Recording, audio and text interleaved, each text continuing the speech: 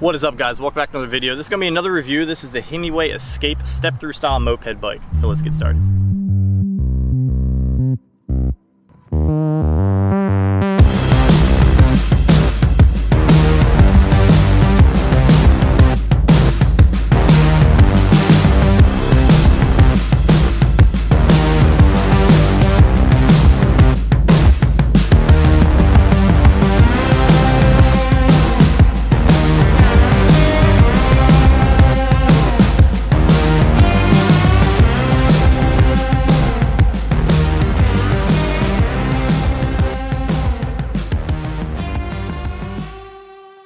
Alright, so first I want to tell you guys that this bike was given to me, and by no means is going to be a biased review. This is going to be very unbiased, and I got some gripes with this bike, the build quality, the unpackaging process. So before we get to all that, I'm going to talk about the overall specs, and I'll tell you guys the things I don't like about it versus the things I really like about it. Alright, so overall this is a pretty light frame, 6061 aluminum, but the bike is pretty heavy. It's almost 70 pounds, so if you're carrying this thing up and down stairs, and like myself, I carry my bikes down in my basement, kind of protect them from the elements, and it is a task to be able to get those things up some steep stairs. So with that being said, you can actually take the battery off of the bike to be able to charge the battery in your home, lock this up in a safe, secure location, and be able to have the battery charging in a safe, secure location as well.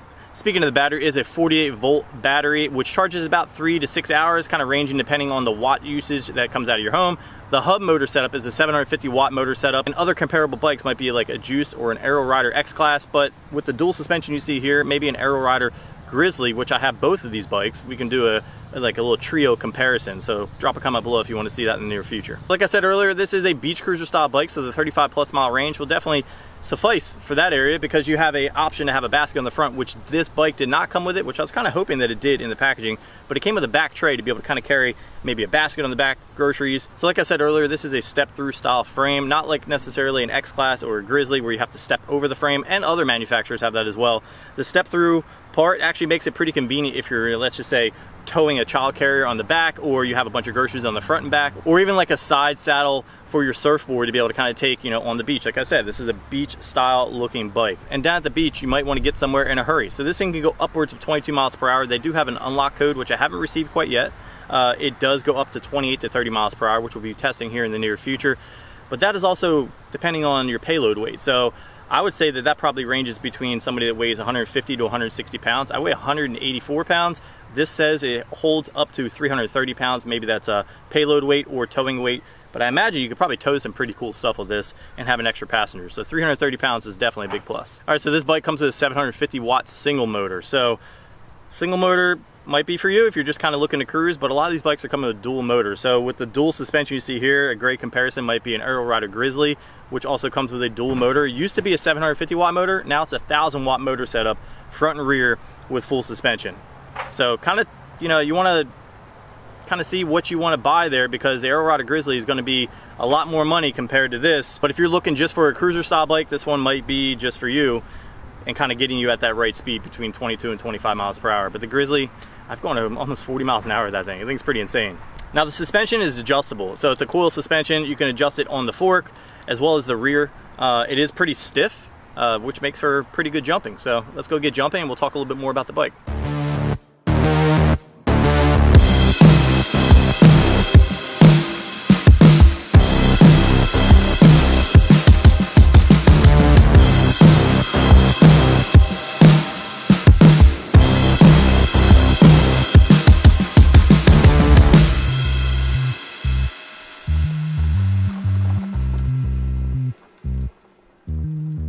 All right, so the cockpit area, it's pretty standard, just like any other bike. A lot of these bikes share the same components, and given the situation right now with all the bikes kind of being shipped at the same time and the supply and demand, a lot of these bikes are going to have the same components. So you have the same Shimano setup that you would have on maybe an X-Class with the 7-gear setup. You have the same type of throttle setup and grips that you would see like on a Grizzly, or even like the Raybolt that I just reviewed as well.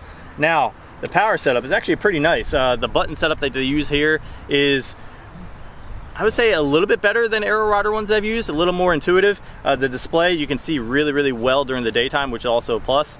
And the handlebars, I've always liked the fact that some of these companies are doing BMX style handlebars, give it a little bit higher of a feel, a more comfortable ride as well. Now, like I was saying about the weight of the bike, so it weighs almost 70 pounds, which you want a hydraulic brake for that. Now, I've ridden e-bikes recently where they didn't have a hydraulic brake, and if you have any type of weight, and you're carrying it at a high speed, you're not gonna be able to stop. With these hydraulic brakes, they definitely have you stop on the dime, and with the grip of the tires, you stop on dirt as well. Now, on the front of the frame, you have the ability to be able to attach a basket that they sell separately on the website. You also have a bright LED headlight on the front of the frame. The fenders, front and rear, kind of block all that debris, the water, the mud from getting up on you, or even the sand from getting in your shoes, and I absolutely hate sand. I actually hate the beach, so this bike's just gonna be sticking to the dirt for me. Now, the fork setup is pretty unique. It's a simple lockout. You can lock it out to be a regular standard fork to be riding on any gravel terrain, to where you're not really losing any momentum when you're pedaling, because a lot of people don't understand that when you have soft suspension and you're starting to pedal, all that effort you're using is kind of going into the suspension while you're pedaling, and you're losing all that momentum. So when you stiffen up the fork or the rear suspension as well and you're pedaling, you're getting all of that energy put into the tires and you're going a lot faster. All right, so you also have a really tight, nice and clean crank setup here on the bike. Really protected chain as well. It's not greased up, which is also nice, because a lot of companies out there kind of send these bikes out and they have a little bit of the grease that you can't necessarily see, but it can damage your pants and mess up your socks or whatever it might be. But it comes with a set of well-go pedals, extra grippy. As you move on to the back of the frame, you see that there is protection there for your derailleur. So not a lot of people want to go down on their electric bike, but it can and it might happen. So if you do end up going down, your derailleur is protected with this guard that you see here on the frame. All right, so talking pros. Obviously the biggest pro so far is walking into the frame. The step through is by far my favorite feature about the bike, because it just takes no effort to just get on and go. The throttle response is on par, right to it. The pedal response with the pedal assist is pretty straightforward as well, and pretty responsive. So there's 5 different modes. Now, I always keep it in pedal assist number 5 because I'm just very comfortable with riding electric bikes in general. I do encourage you, if this is your first electric bike, stay in pedal assist 1 as well as throttle assist 1, because it can be pretty jerky if you're not familiar with how to ride one of these bikes. Out of all the electric bikes I've reviewed so far, this is probably one of the most unique set of wheels that I've ridden. The fact that they're just solid aluminum versus a spoke setup makes it pretty unique, and I think a little more indestructible for the jumping nature if you're into that type of stuff, or if you're really rough with your bikes like I am. But we're gonna move into my gripes with this right now. And since we're talking about the wheel, we're gonna kind of move to the front wheel right now, and I'm gonna talk to you about how they're not really very descriptive with the bike build process. So this comes with 2 separate spacers for each side of the wheel, right? Because the wheel is angled a certain way, and it was really tight fit. They weren't really descriptive on which one goes on each side, and I can see how that can be confusing for the average person like you guys watching this video that's going to be building this bike. I built a ton of these bikes, so I knew exactly which side for it to go on, but I think they need to be a little bit more descriptive with that. Since we're on the front end, when I received this bike, I was really shocked with how well the bike was packaged. I was actually really shocked. But then when I put it all together, I noticed that the brake rotor was bent.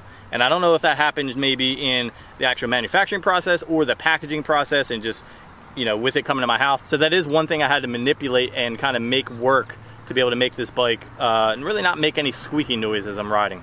All right, it's gonna do it for today's video featuring the Himiway Escape step-through style moped bike. If you guys are into this type of bike, click the link in the description below. There's a little code there. You guys can get some money off. If you guys have any suggestions for other bikes you want to see go up against this guy, or if you even have this, let me know if you've had any problems like I have with the build process. I definitely want to sound off and talk to you guys in the comments below.